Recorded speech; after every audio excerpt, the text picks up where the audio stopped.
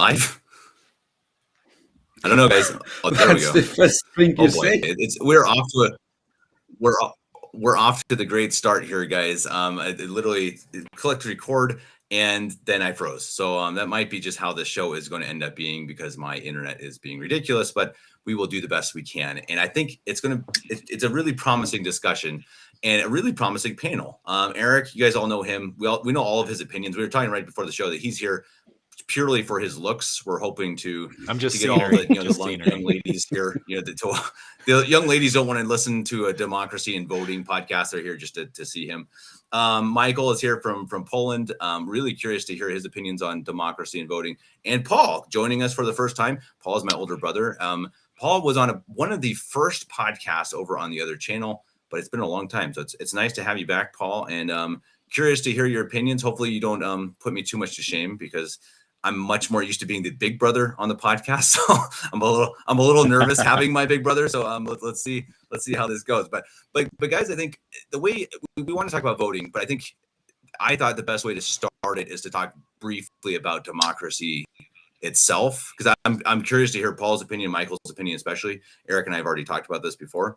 But as everyone's on in the thumbnail, the question being, would it have been better if George Washington had remained king? And I think I'm gonna give that to Paul first, since Paul's kind of the guest here. I'm gonna put you on the spot, Paul. What do you think, just on the spot, about that theoretical question? Well, it would have usurped the entire reason for the revolution. So, and I think that's why he wasn't the king, right? It's because they were trying to free themselves from that type of monarchist reign, right? They wanted to give the power back to the people, and that's what created America.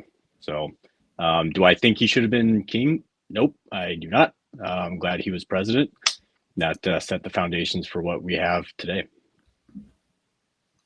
And do you think that because part of the problem with the monarchy in England was it was so far away. Do you think it would have been better? Because he would have been a good king. I think we would all agree there. I think he was a great man, a great leader. I think he could have managed better, of course, than a crazy king over in England. So I guess I see what you're saying, and I definitely don't disagree. But do you think it would have been at least a better monarchy if it was run by George Washington rather than who was it, George III? Well, but then you have to ask yourself, would George Washington Jr. be just as good as George Washington and George Washington the third and the fourth? And it doesn't take too long before that much power turns even good people into bad people. And you really roll the dice with that type of lineage succession, because you can get a crazy lunatic, inept person that's just have there been bad next in line. I'm not sure. Yeah, I think so. You've seen Gladiator, right? Like a couple. And you talk about succession. Just look at J.R.R. Just look at J.R.R. Tolkien, right? You have J.R.R. Tolkien's his grandson, who's a huge fan of Rings of Power and said it didn't go far enough grandson for the liberal agenda. Yeah. So imagine, like, Tolkien. We all are fans of Tolkien, as we all are, of George Washington. Imagine putting him as king, and then, already 2 generations in, everything is screwed. Michael, did you just say you're not a fan of Tolkien? Absolutely not. Oh, well, sorry. Sorry, Michael was unable to finish the podcast. Careful what you say here, Michael. I do have deleting power. Okay, let's not go down the Tolkien line. We'll say that, Michael, we're going to save that for another podcast, because that's them's fighting words. But Michael, I will go to you because I think you have obviously a unique perspective, being the one who obviously comes from outside of the U.S. What is your opinion, just basically, on democracy versus monarchy? I prefer monarchy, but I think Washington shouldn't have been king. U.S. shouldn't have been constituted as a monarchy. First of all,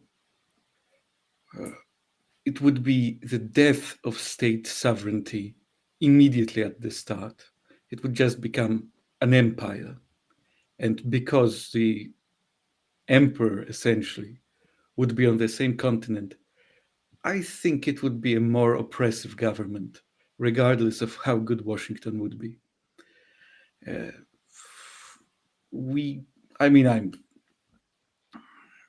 I don't want to lecture Americans on American history, so stop me if I'm going wrong somewhere.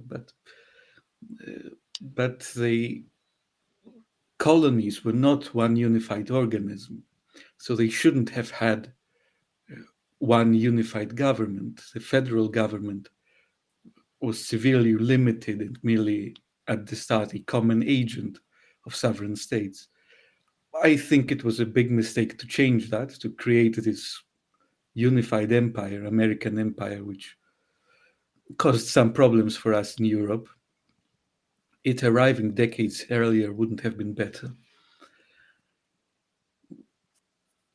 So that's my thoughts on the original question, but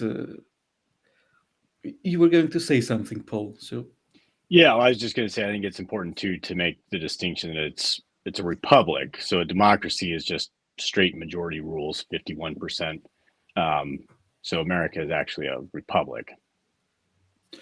Well, that's certainly one way to understand democracy. I was actually going to launch into a whole set of explanation of different definitions. But yeah, I think that's a great distinction. Tyranny of 51% is no better than the tyranny of one man. But there is another understanding of democracy. We have those classic three legitimate social systems and three illegitimate: monarchy, aristocracy, and let's say a republic. And on the other hand, tyranny, oligarchy, and democracy. But the problem is republics and democracies were so uncommon for most of the Middle Ages and even after that, that the terms got sort of vague. For example, technically all the great republics, more or less until the arrival of the United States, actually had monarchs. Polish-Lithuanian Commonwealth had a king. It was a republic, but it had a king. And the Republic of Venice was led, at least in theory, by the Doge, who was, that's the Venetian version of the word dux, so a prince. So that's from me at the start. I'll let someone else speak for now. I think we lost Kevin. Oh, or he's just Kevin staying looks very frozen. still. There he is. Oh, there he is. My internet, guys, is, oh my gosh, I don't know what I can do about it. Oh, and now we lost Paul. We lost you. So I lost you around when you're saying a Doge is a Duke, Michael. Man, I hope this internet Yes, is not. that was more or less this the like end, full-time. I think. Might. That was the end from me. Michael, where did you get the list of the 3 allowed and the 3 not allowed forms of Oh, government? that's from Aristotle. Is it? Okay. Yes, and then I St. never Thomas. heard that before. Well, I'm surprised. Then St. Thomas repeats that. And he actually, he defines republic as the rule of all the knights. Actually, the authors don't necessarily use the term republic. The problem is they use all sorts of terms because the original term used by Aristotle is Greek and it never got translated. But St. Thomas defines democracy as the system where the poor oppress the rich. And then, let's say, a republic, the legitimate version of that is simply the rule of all the knights, by all the knights. So it's not all the population who has the right to vote, just the freeholders, just the elite of society. Well, and that's what I did a very little bit of research today and listened to a few podcasts about that, and that was my understanding of the first democracy in Athens was that it was also based around soldiers, right? That they were primarily people who served and were the upper echelon of society and members of the military, and obviously they were all men, and they were all they had to be, of course, citizens. Yes.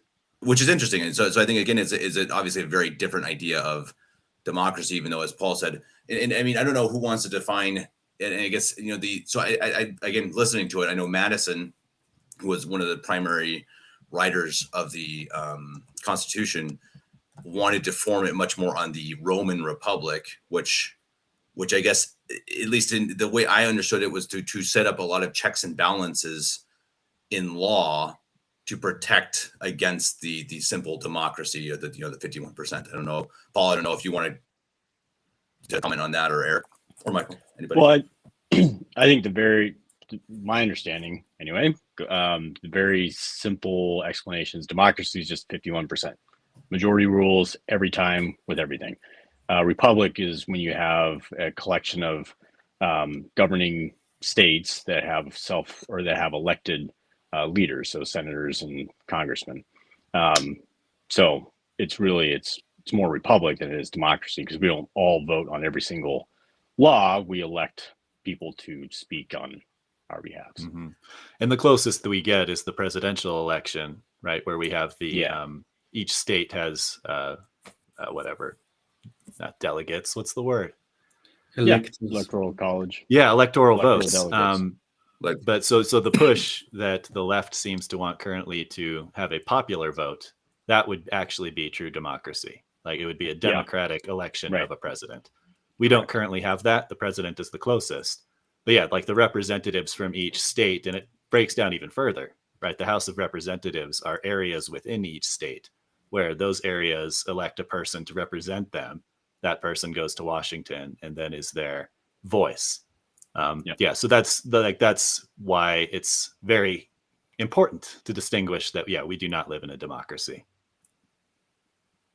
Interesting. And I know, again, listening a bit, I mean, obviously a big part of democracy, or I guess even modern politics, is the rule of law. So the rule of law, I guess, again, also was in the Greek democracy as well. I forget who it was that originally came up with it, but I think that's interesting too, that you saw that also in the Middle Ages with the monarchy come into, like the Magna Carta, kind of, the kings were going out of control, and eventually they said, okay, no, we can't just have this straight up monarchy. Kind of like you don't want to have a straight up democracy. You also have to have something to rule or hold a little bit of a, in check the monarchy. I don't know, Michael, if you have comments on that. Well, that was a Roman improvement on the Greek political theory. Romans came up with the mixed system, which represents the best. Their republic was allegedly the best combination of monarchical, aristocratic, and, let's say, democratic or republican elements. So it had the two consuls and the Senate, and then it had, it's difficult. I don't remember the names of these institutions in English. Come on. But anyway, you can give us to us in Polish. That would be fun. It would be fun, but completely useless. But and of course, the church, to some degree, is a combination of those elements, because it has this strong monarchical element in the Pope, but it also has a sort of aristocratic element in the rule of the bishops and in the council. Mm-hmm. And not democratic, but you have the cardinals that vote on a pope, right? I mean, there's elements. It's an elective monarchy, like Venice and Polish-Lithuanian Commonwealth. Coincidentally, two of the greatest states in history. Poland and Venice. Debatable. The best states. Okay. I don't think Venice is definitely the best city I've seen. but one of the podcasts I listened to, again, I can't keep the name straight. It may have been Aristotle, Socrates, one of these guys. They asked him about democracy and what he thought about it. And again, this is what they say from a couple thousand years later. But he said, sure, but first do it with your family. And I thought that was pretty interesting. So start with your family with a democracy, kind of saying, democracy rule, if you can't do it with your family, which is obviously hierarchical or monarchical, I suppose, then I think his point was it's not going to work. And the video that we might end up playing, but maybe not, we're already 20 minutes in, I think kind of talks about that too, that if you give people that, even in a republic, the ability to voice their opinion, it can end up being great or being terrible. But I guess, as Paul said at the beginning, it's the same with a monarch. I mean, really, it is kind of, there's no perfect, I guess there's no perfect form of government. And well, monarchies are generally more stable than republics because they last longer. Yeah. Not necessarily. It's just that the monarch essentially acts like an owner of the country. He isn't, but he acts sort of like an owner. And that means that even if he is guided purely by self-interest and the interest of his family, he takes better care of the country than someone who just governs it for 4 years or 8 years. If you're going to govern a country for 8 years and you're making money of that, well, it's very easy to bankrupt the state or pillage it and just go away. If you have to, for all your life, support yourself off the profits of the state, and then your successors have to live off the state, you're going to take much better care of it. And if kings are particularly incompetent, accidents happen. Yeah, or riots, right? Paul, I don't know if you had a comment. It looked like you had something to say. Well, the inherent instability of any monarchy is that people are always fighting for the power, right? So whether it's actual, I mean, look at the history of England, the Plantagenets and the Tudors and the fighting, and this kid gets married to that kid because they want to create this family tie, and then you're always fighting for that seat on the throne, right? So I think that creates tremendous instability. Well, how many of those changes of management, let's say, happened throughout the history of England? You have 3, 4 throughout centuries. It happens every 4 years in a republican system. You still have fighting for power, except in a dynasty, there is some stability because, well, you can't easily replace a king. If you have baby boys. Yeah. Right. It's again, like Paul says, though, that is a problem, as we saw with, say, Henry VIII. I mean, many other kings that, right, if you had a problem creating male offspring, right, it was like, oh crap, batten down the hatches, war is coming. And that is. Yeah, but that happens once every couple hundred years, not every 4 years. That's just an event one in centuries. And of course, there is one big advantage of a monarchy. A king can never be a spy. He can never be a foreign agent. A president can, you recruit an agent, for example. The Soviets can recruit a spy amongst Americans, and who knows, that spy may become the president. Or Russia today, or, well, let's say your greatest ally in the Middle East can easily do that. You can't really recruit the king as a spy.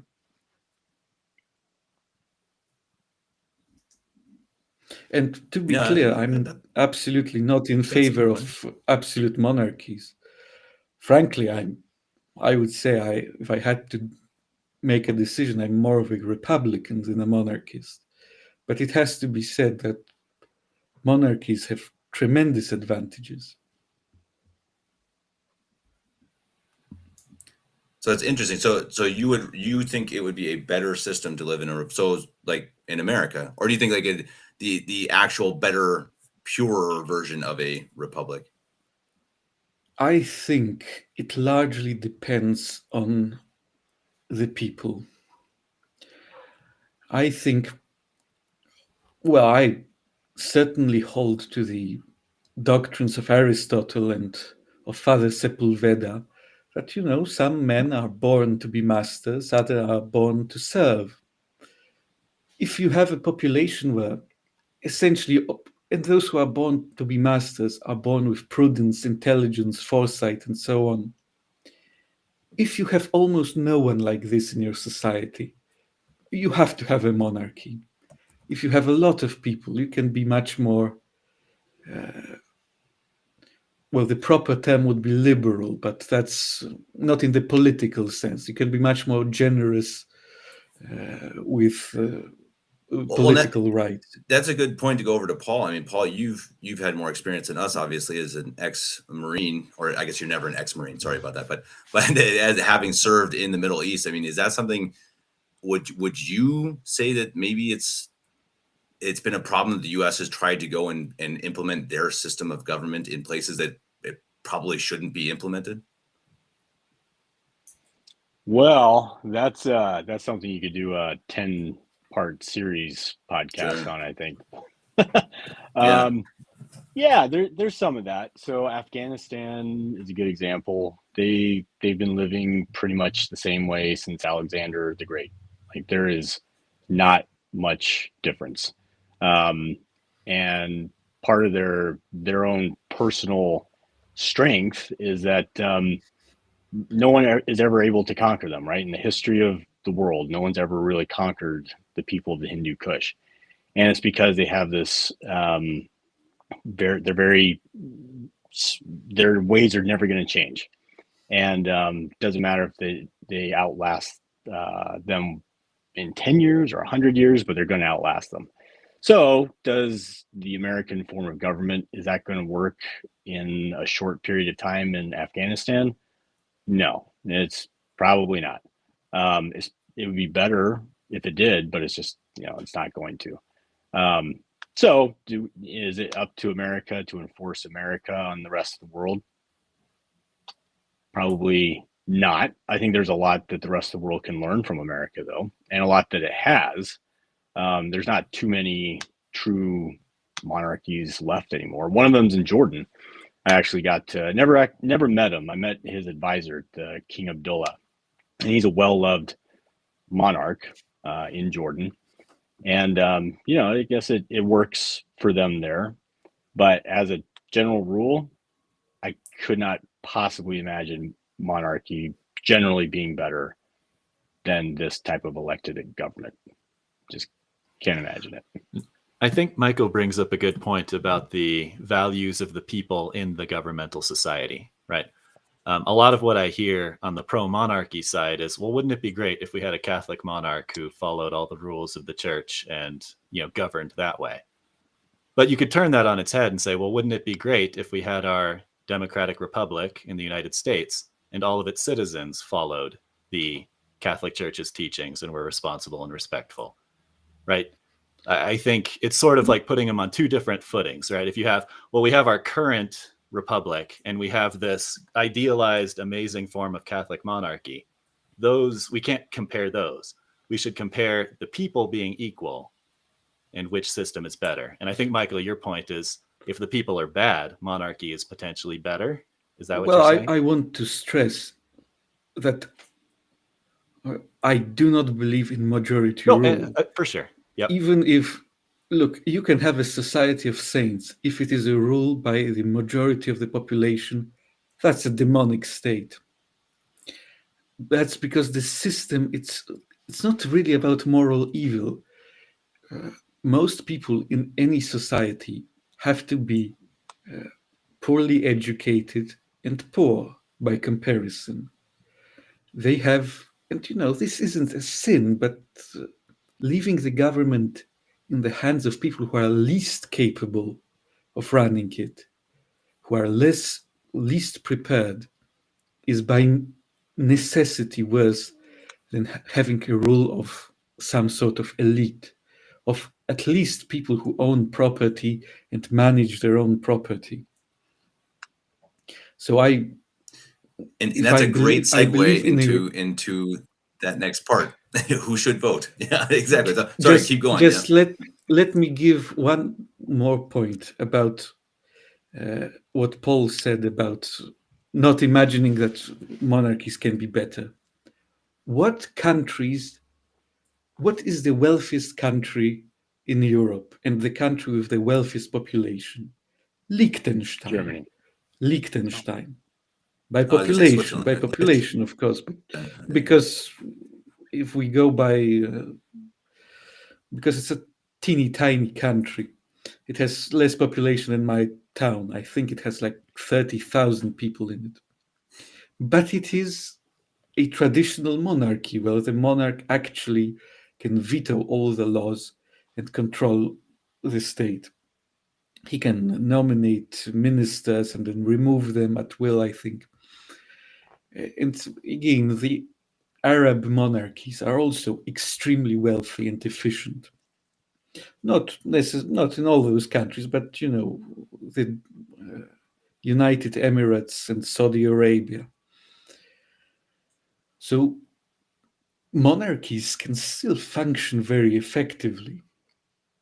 Europe completely destroyed its political system around the First World War, which was incredibly disastrous for Germany because they got rid of all the people who knew that actually Germany was in a good state at the end of the World War I, and turned power to people who didn't understand that they were defeated. That's why at the end of the Second World War, the Allies made certain that every single German understood that they lost. That's why the fire bombings and the protracted occupation of Germany took place. Because if you have that's another advantage of monarchies, right? If they go to war, it's just one monarch trying to unseat another and defeat the army. If you have two democratic states where the people rule, you essentially have a war of extermination. You have to subdue the entire population. Yeah, I mean, you saw that in Japan for sure. No, interesting points. I mean, we really could go off totally in different directions here, but I do want to bring it back to voting because I think that's an interesting question. I think that's what. So, leaving aside monarchy, etc., let's go. We're in a democracy, and again, everyone remember this is purely speculation. We obviously live in a time where everyone who can vote does vote. It's very liberal, I suppose, and who can vote. But I think it's an interesting discussion because I think Michael just brought it up. It used to be at the founding, the founders who wrote the Constitution had it that those who could vote were men who had property. And so I guess, maybe Eric, I'll start with you. I mean, do you think what we have now is way too far? What are your opinions on it? I suppose I'll leave it as an open question. It's tough for me, and it's a notion that I don't really have quite strong feelings on, right? I would say, like you said at the beginning, like our current system is everyone who's 18 and older can vote. In theory, who's a citizen can vote, and that we all should. The question becomes a little bit more theoretical when we say, well, if we were building an ideal society, who would be able to vote? Just men, just landowners, just men landowners who have served in the military, right? You can kind of go down this list. Whites. It's tough for me. Yeah, it's tough for me to have that have opinions on that theoretical side. It's just where the current state is, well, women and everyone can vote, and we want all the traditionalists who currently can vote to vote. Paul, I'm curious about your opinions on this on a theoretical side. Do you think there's value to having restrictions on voting besides just being 18 years and older? Well, so I think, 18 is probably like the bare bottom, right? Maybe 21. Yeah. or 25 would be a better age for that. But 18 is what it is now. I think restricting women would be insane. And same thing with restricting people who don't own property would also be insane, because what you want in your vote to have a representation of everybody, right? So if you have more people who don't own land, well, then their voice needs to be heard. If you, for some reason, have more women than men, or more men than women, their voice should be heard, so they get that vote. So do I think it should be restricted? No, should be a citizen. And the only thing that I would say is mental capacity, and that becomes incredible. That's impossible. Yeah, that's one of those. How do you determine that? That gets really tough really quick. I just came from a shelter where I was talking with one of our new veteran clients today, and he's a super nice guy, served in the military. He's not mentally capable of doing that much. Now, he's got an equal right to vote, just like I do, and if he can, he should. I'm not saying that he would be. You want his opinion. You want his vote to be cast, even though he's got less mental capacity than most. Michael, I'll let you take that. I know you're gonna have some spicy opinions, but I guess my question would be first. I mean, and I really thought about this a lot today, because I voted in the last election.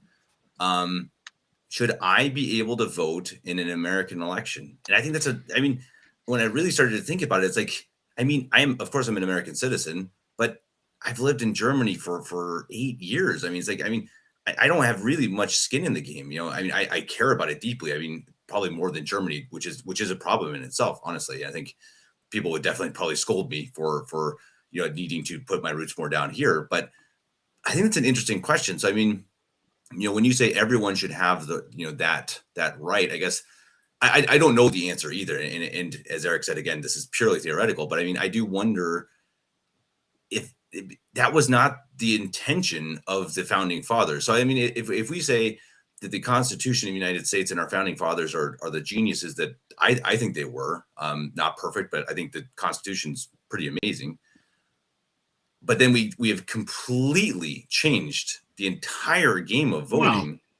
Wow. It's a very different idea from what they had. But through amendments, right? So the 19th Amendment gave women the right to vote, and I think that was probably a good change. So they set up the system to change what was originally put so that it can grow and adapt. Okay, Michael. So it's still a system. Oh, sorry. Go ahead. Yeah. Or no, go ahead, Michael. I fundamentally disagree with the notion that the purpose of voting is to get everyone's opinion on how things should be run. Try doing that on a plane or a ship. The captain will now ask every passenger, what should he do? What maneuver should he perform? Or what destination should he choose? No, running a state is much more complex than flying a plane. And we instinctively know that democracy on a plane doesn't work. Women, I have nothing against women who vote. Of course, in current system, we need to persuade feminists that it's actually very patriarchal to vote and they shouldn't do it. And we need to mobilize the traditional ladies to go and vote. The problem with women voting is that women are not interested in politics. In general, I know some who are, but most women have no interest in politics. I was talking to a wonderful lady today, very intelligent. She's in Germany and she's a citizen of Germany. She's going to vote tomorrow. She has no idea about the program of any of the parties. She shouldn't vote. And the simple truth is, if we want to get rid of the voters who are unqualified, it's much easier to stop. It's much simpler to ban women voting than to educate them all on this, because they are not interested and we have no right to force them. And of course, people work for a living. If you're a plumber and you, for example, work, you don't necessarily have the time to familiarize yourself with all the mechanism of politics, economy, international politics. Why should such a man vote? No, I believe, perhaps I am insane, I've been accused of that before, but I think franchise should be limited only to essentially freeholders who answer to some definition of a freeholder, to those who hold property and can live in leisure of the work of others. And before Paul, Well, before I let you, let me just real quick. I'm just going to add on real quick, Paul. Let me just add one more thing before Paul responds. When I say this, I'm mostly talking about national elections. In regional elections and for smaller, if you're selecting a sheriff for a town, right, essentially every person should vote, almost anyone, because, it is business of everyone. But when you are choosing a politician to determine international politics or change laws on a very fundamental level, I think it should only be qualified voters. And I think decentralized government is better. So in a sense, I support everyone having more power over their own lives, but not over just this giant state machinery. I'm done. Paul, go ahead. I was just going to say it's only 1:38 p.m. my time, but that's the most absurd thing I've heard all day. So I've got a few more hours to go before the day's over. Maybe something else will top that. But why? I have much more shocking things to say. but why is it absurd? To think that all women are incapable of voting? I'm not saying they are all incapable. I'm saying most of them are not interested in politics. And if they are not interested, they shouldn't vote. If we ban all women voters, we are losing some wonderful voters. But that's a small minority. We are getting rid of far more women who have no idea about politics and like 1% who actually know their stuff. But and I guess my question too is, I mean, if it's that insane, why does the country have it as male landowners? I mean, I think it's a valid question. We always say how brilliant the Constitution was. I mean, and I'm not even saying that women shouldn't vote, but I mean, saying that it's insane. Then were the founders insane? I know it's a different culture, but era. I would actually say that if you have only landowners who vote, women can vote then. It doesn't matter. Because essentially all the landowners are going to be men, or almost all men.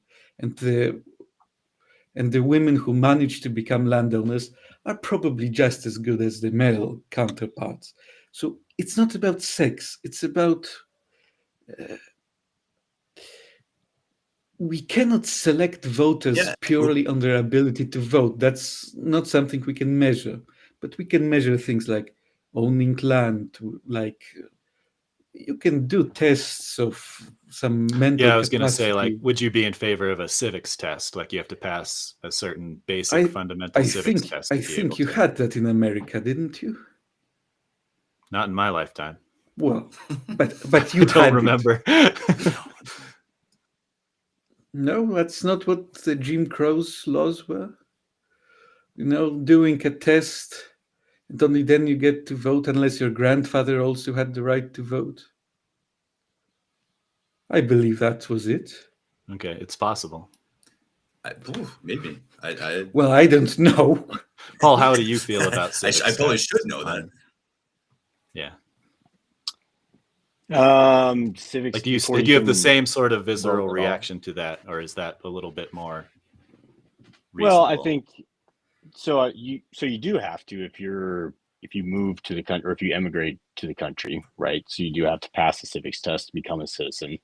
And then I guess if you're born here, you have that birthright to be able to vote as a natural citizen. So do I think everyone has to take a civics test?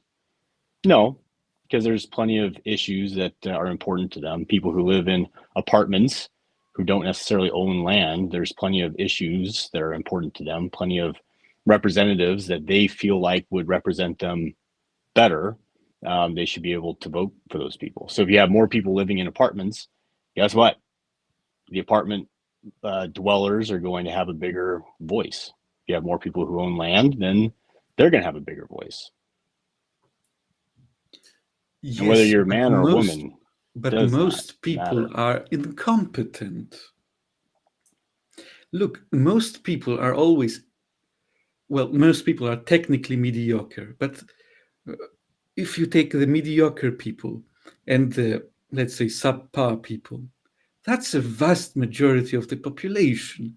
Every majority government will be, by necessity, government of the least capable. If you want a government of the most capable, you need some sort of aristocratic government. You need something which excludes people. And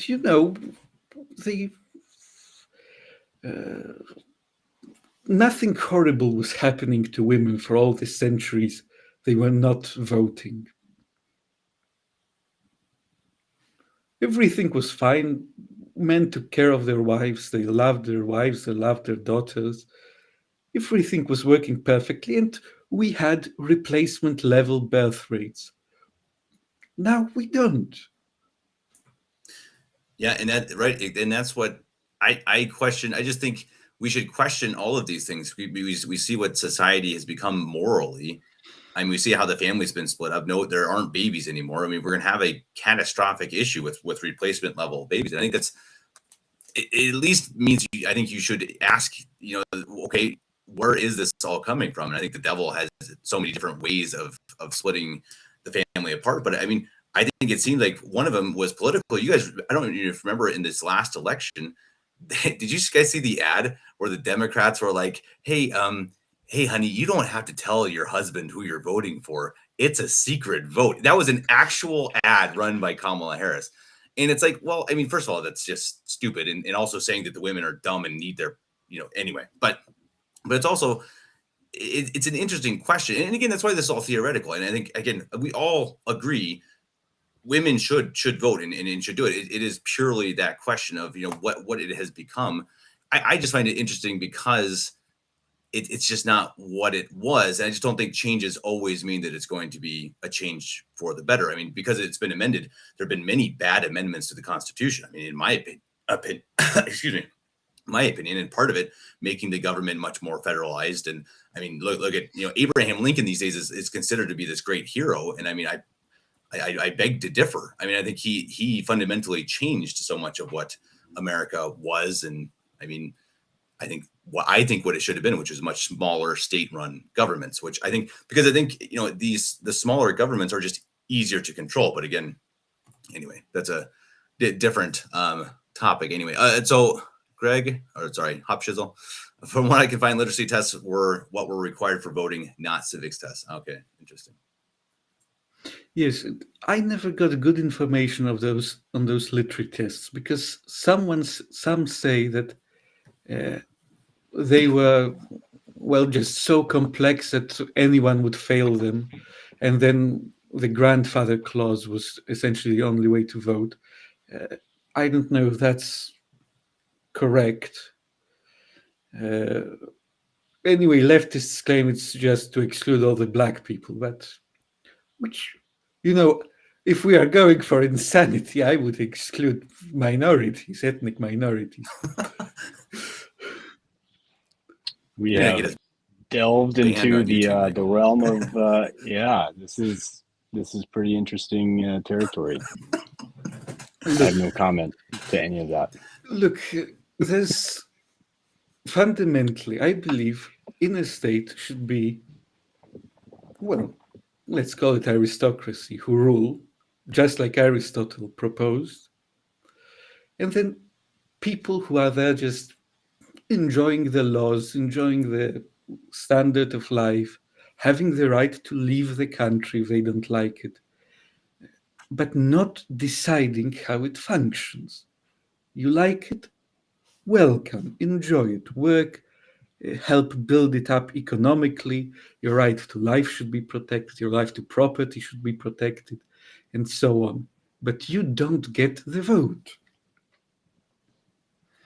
Vote should be kept in the small, qualified group of people, let's say the founding stock, which, sometimes has to be, sometimes you have to absorb some new people, but how do you do that in America, though? Because America is a melting pot. I mean, Poland is a much different place. I mean, and much older with its roots. I mean, Germany too, but America certainly isn't. I mean, I don't think you could possibly do that. And again, This is all. Again, it's all hypothetical. You had it. But, I mean, so you had it at some if you were point. trying to rebuild America, you couldn't. You couldn't do it in America, though. It was always too much of a mix of peoples. Maybe in a place like, you could. I guess, like Poland, maybe, or Germany. But Of even course I'd you argue could that do was it one in of America. that's one of the strengths of America is we took all these people who were fleeing from their dictatorial countries in Europe. They all came here and made America great. I mean, that's literally why we are the greatest country on earth now, is because of that immigration. Yeah. I would argue. I would Right. argue it's because you took over the British Empire. The Brits. I mean, we didn't take over India or Well, any not of those. not spread, in you know that what I mean? sense, but But that's the a oceans, topic for another I mean, day. it's true to a point. But You're taking over the look, seas. Look, I understand. You bring people in. You bring the Italians, the Poles, and so on. You bring the blacks from Africa. You bring the Chinese to build railroads.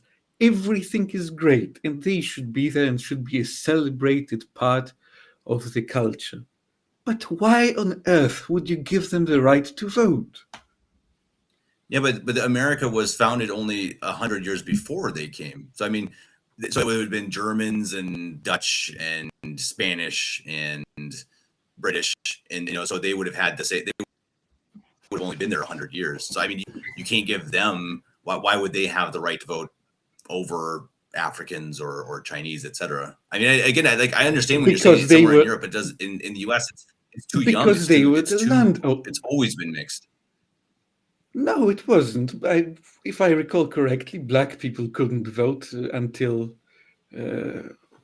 Would you refresh my recollection at what time? It's The 1960, Emancipation right? Proclamation. They could Yeah, it vote. was 1800. Wow. 1800. But let's remember so after Lincoln. But let's remember that before the 13th or 14th Amendment, they couldn't. The 15th Amendment. 15th, possibly. Yeah. Well, 13th abolishes slavery. 14th, I don't. Probably, yeah. Well, I'm not an American, so I'll defer to you. You're almost definitely right. 1870, 15th Amendment. Yeah. Right, because there were 3 amendments after the Civil War, if I remember correctly. Well, anyway, nothing. We may get into a terrible disagreement, but I think nothing horrible was happening to black people before they got the vote. Wait, because they were slaves, though. Yeah, but well, that's a rabbit hole. But you're gonna lose our 30 listeners here, Michael. I'm following you up to this point. Again, you can't look. You can't say that you can't have the minorities not vote. It just doesn't make sense. Who's the minority? I mean, if you're saying landowners and stuff, I think that makes sense because again, that's literally what the country was founded on. But right. they couldn't have said But who had the land? Only British landowners. Yeah, but you can't. Maybe that's how it was. No. You can't differentiate that. British Protestant landowners I'm had the land. absolutely certain they differentiated it. Only free white people were eligible for citizenship. So there was this ethnic criterion and the more important criterion of freedom. And, I have absolutely nothing about black people voting in general. It's just like with women. The Chinese, that's not the problem. The problem is you need a small, stable population of landowners. And look, the simple That I agree truth with. is you didn't have many non-Anglo-Saxon landowners originally.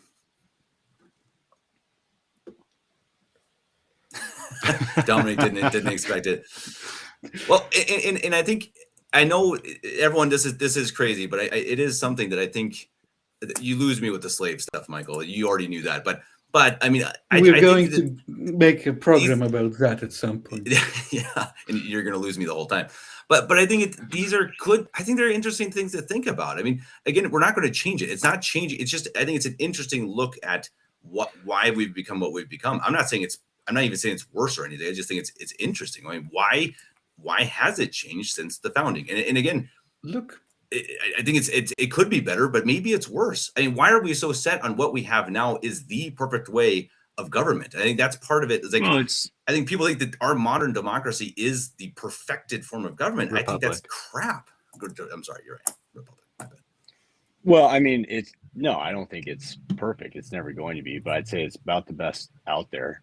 And organizations change throughout time. The church has changed throughout time. Priests used to get married up until the 1100s, right? So that's a change that happened because it needed to adapt to the times. You need to have that adaptability and flexibility to accommodate the whatever's new, the technologies, the way people live. You can't just have a rule that is 2,000 years old. I guess there's a few, 10 commandments still hold up pretty well. Basic faith and morals will still, yeah.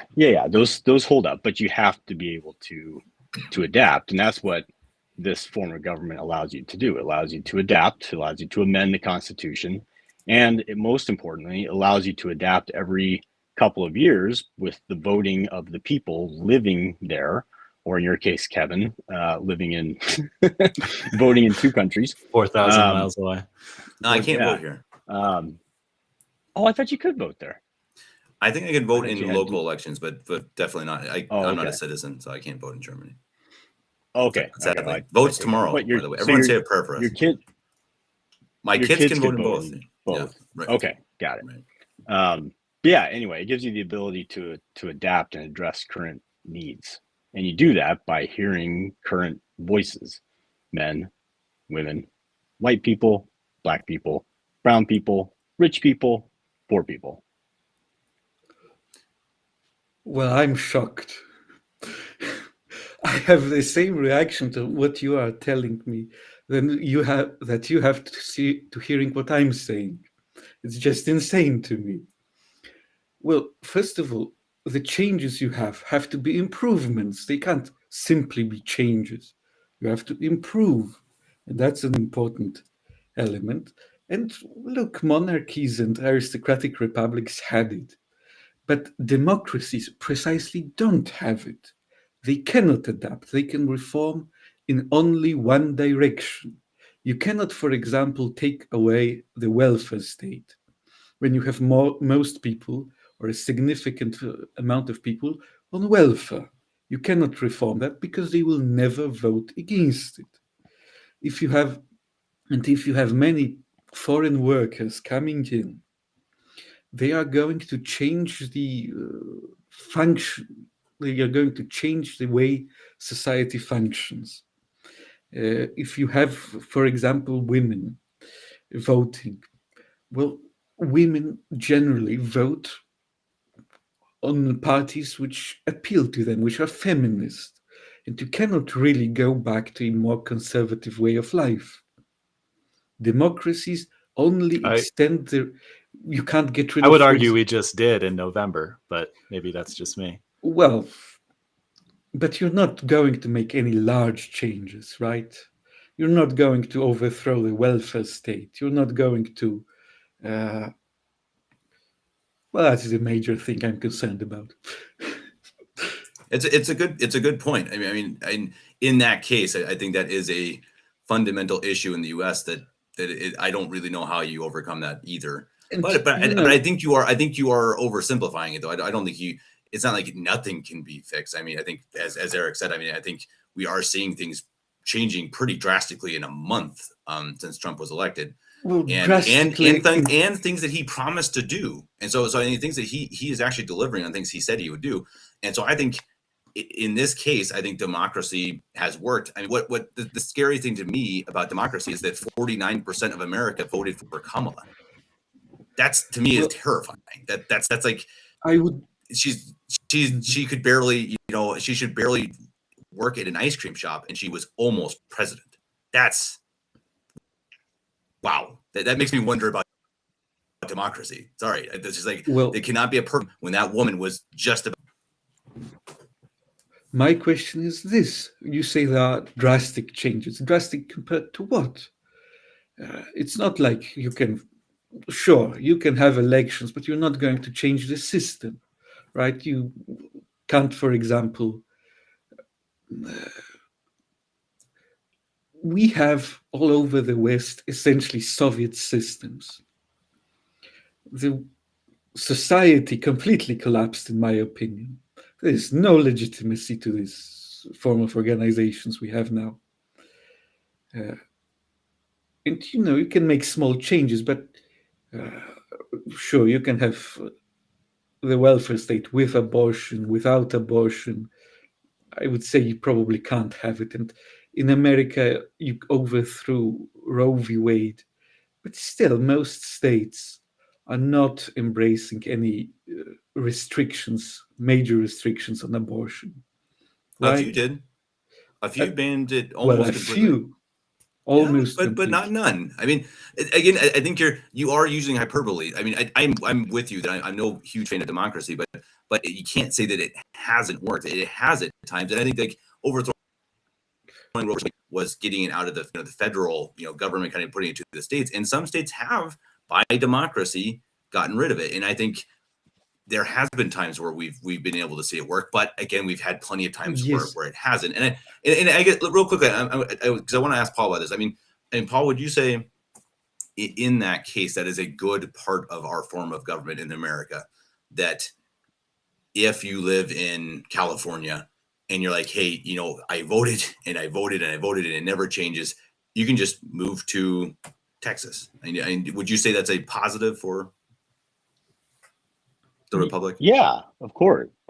I mean, I think almost any type of freedom you can give your citizens is a positive thing, right?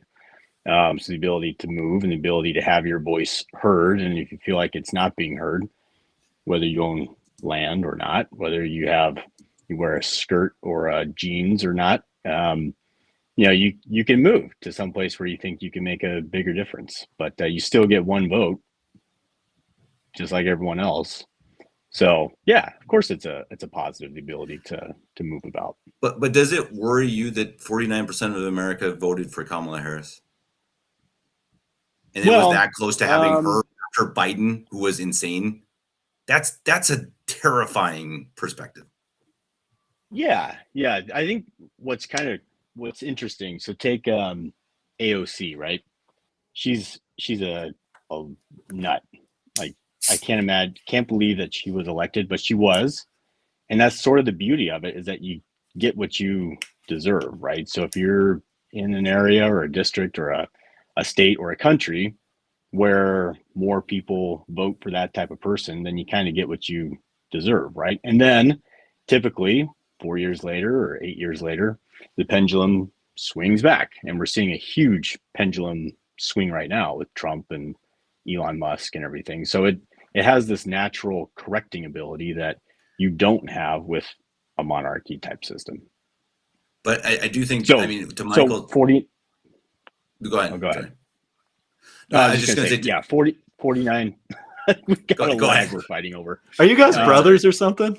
Yeah. Shut up. Let me talk. No, I was going to say 49%. Yeah, that's a lot. And I mean, she lost in a landslide for electoral votes, But Yeah.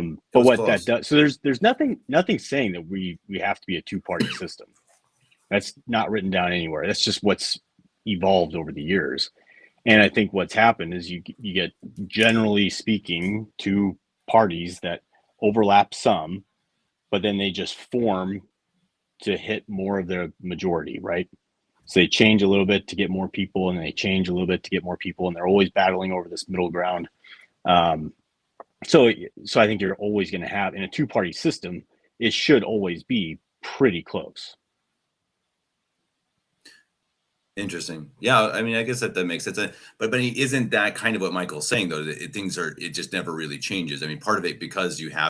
I think the point about the welfare state's a really good one because I think that absolutely is true. You see certain groups in America who always vote for one thing because yeah, for sure. One side always takes care of them. I think that is a problem that I have no idea how that will ever change, and that's a legitimate concern. And I guess that was my point for all this, and that's why I really appreciate having all three of you on, Michael. Even though you have some insane ideas, I appreciate because I just think it's good to consider these. I think it's good to think outside of our box because I can tell you, I mean, having lived in Germany 9 years now, you think a lot differently, and I think it helps to see different things, and even you don't have to agree with all of them. I know people watching this are probably like, okay, some of these ideas are absolutely insane, and that's fine. I mean, you can totally think they're insane, and I don't think that's a problem. But I think it's good to sometimes be pushed a little bit, in the perspectives that we have, because I can tell you when I lived in America,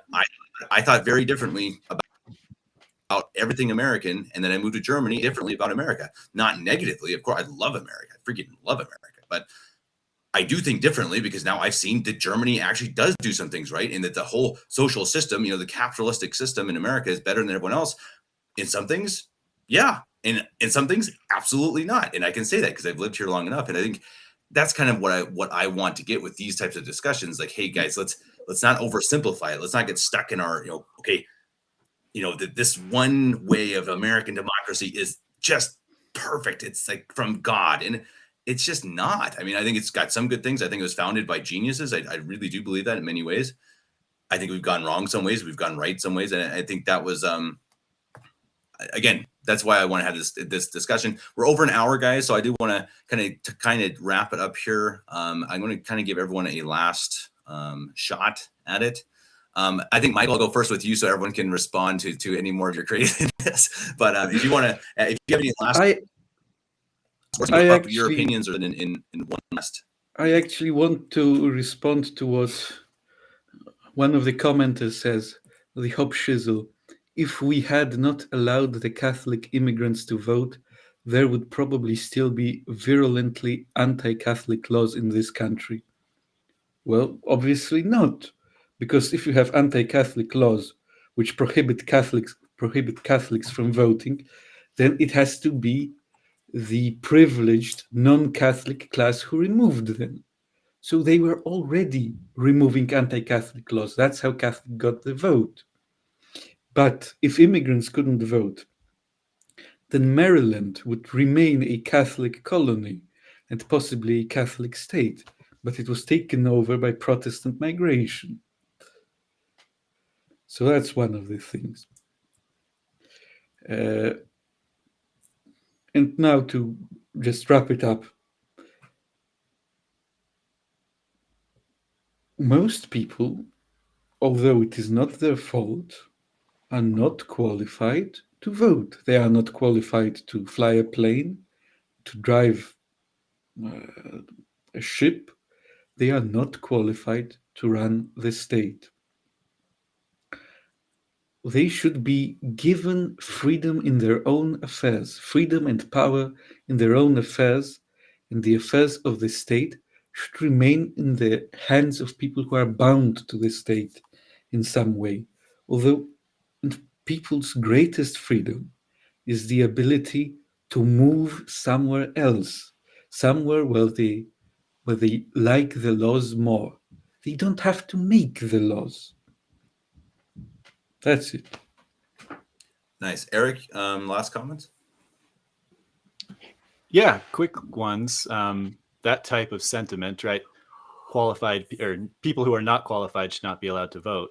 begs the question, who defines what qualified is? And so understand that probably a topic for another discussion. But that type of sentiment honestly makes me glad that the United States broke away from Europe those 250 years ago. Fair enough. Paul, last words?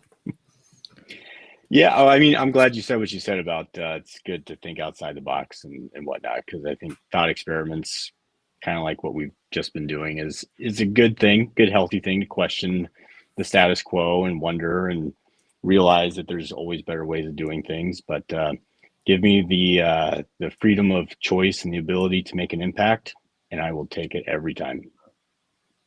Awesome, guys. I really appreciate it. I think this was one of my favorite podcasts because we had very different, and I love that. Honestly, I think that really it makes me really think, and I think that's nice. It's nice to not be in an echo chamber, and I think that I think we need to have more of these conversations that are hard and maybe a little strange, but again, as Paul said, pushing us a little bit outside our comfort zone. I think that it can go too far, Michael. I do have a mute button if we ever do our any other show. So if you bring up Tolkien, you bring up Tolkien in a negative light. If you don't like Tolkien, you're going to be gone. I mean, I don't mean. I understand. Anyway. Slavery is a bit controversial, but you draw the line at Tolkien. Yeah, exactly. Yes. Yeah, exactly. That's exactly right. No, and we appreciate everyone in the comment section. The Hop Shizzle, thank you for all your comments. And you got to Hop Shizzle, you got to come on sometimes. I'd really enjoy you being on one of these podcasts as well. Paul, thank you very much for coming back. Thank you for putting up with our crazy Polish friend over here. Eric, as always, thanks for joining. Everyone, please like, share, subscribe, comment. I want to reload this podcast. So anyone who's a regular listener, viewer, you're going to just see the same podcast up again next week. It's just because once the live show is finished, they don't go on the main page. And so a lot of people miss them. It's a weird little quirk from YouTube. So just so everyone knows, if you see our faces again, it's the same podcast. And if you're watching this not live, then well, you guys got that podcast. So anyway, everybody, thank you again, Eric, Paul, Michael. Until next time, God bless America and God bless Germany. God bless Poland. And please, I mean, very seriously, everyone, Germany has a very serious election coming up tomorrow. Please, and I earnestly mean it, please pray for Germany, because there are things in this democracy, republic democracy here in Germany, I don't know, parliamentary democracy, whatever it is, that voting could really change things in Germany tomorrow. And we need it. So we really need it. So please, please, please pray for this beautiful country. We'll leave it at that. Everybody, God bless. We'll see you next time.